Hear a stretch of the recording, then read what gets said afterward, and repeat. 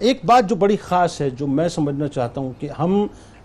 جب ذوف ہمارے جسم میں پیدا ہونا شروع ہوتا ہے تو ہم ہیلے بہانے تلاش کرتے ہیں، لیکن آپ کی شخصیت کے خاص وصف یہ ہے کہ آپ نے 78 برس کی ظاہری عمر مبارک میں قریب آپ نے عمر کے آخری وقت تک استقامت آپ میں جو ہے عبادات کے حوالے سے رہی، ایک بات۔ دوسرا یہ کہ صحبتیں بھی بہت برداشت کی آپ نے، اور وہی بات ہے کہ ان صحبتوں میں آپ نے کمپرومائز نہیں کیا۔ تو ایک تو یہ، اور دوسرا ذرا ان کی اولاد امجاد کے بارے میں بھی بتائیے آخر۔ جی، اس سلسلے میں گزارش یہ ہے کہ صحابہ کا اثر آپ تک منتقل ہوا، اور رحمت دو عالم صلی اللہ علیہ وسلم کا اسوہ مبارکہ یہ ہے کہ آپ اللہ تعالیٰ کی اس قدر عبادت فرمایا کرتے تھے کہ پیر قدم ہائے مبارکہ جو ہے متورم ہو جاتے تھے۔ جب عائشہ صدیقہ نے توجہ دلائی تو حضور علیہ السلام نے فرمایا فلا اکون عبدا شکورا، کیا میں اللہ تعالیٰ کا شکر گزار بندہ نہ بنوں؟ تو یہی اثر جو ہے حضور علیہ السلام کے مبارک کردار کا ان کے والد عبداللہ بن عباس کے ذریعے سے حضرت علی میں منتقل ہوا، اور آپ کثرت کے ساتھ عبادات کرتے ہوئے دکھائی دے رہے ہیں۔ اور آپ یہ فرماتے تھے کہ میں ہاشمی گھرانے سے تعلق رکھتا ہوں، لہٰذا میں اس بات کا زیادہ حق رکھتا ہوں کہ دوسروں کے مقابلے میں زیادہ اللہ تبارک و تعالیٰ کی بارگاہ میں عبادت پیش کروں اور عز و نیاز کے ساتھ اس کی بارگاہ میں جھکا رہوں، اور یہی طرز عمل ساری زندگی قائم رہا، یعنی استقامت پذیر رہے۔ اور استقامت کے بارے میں جیسا کہ آپ نے سوال کیا کہ کس طریقے سے کوئی شخص جو ہے اتنے بڑھاپے میں اور اتنی تکلیف کے باوجود جو ہے وہ ڈٹرمنڈ ہے، اسے یہ کرنا ہے، تو اتنی دل لگی کس طرح سے پیدا ہو جاتی ہے؟ تو جب بندہ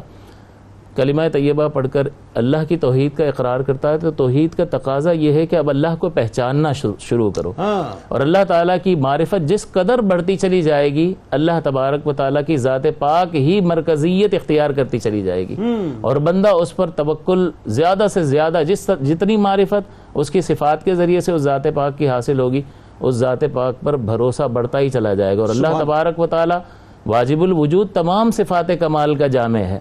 اللہ کا معنی ہی ہے جو ہمیشہ سے ہے اور تمام خوبیوں والا ہے۔ ہم نفع نقصان کے بندے ہیں، ہم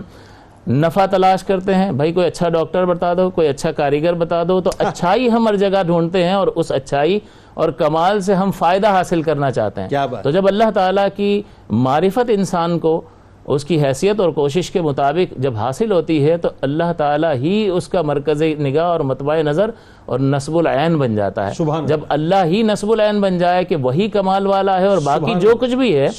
اسی کے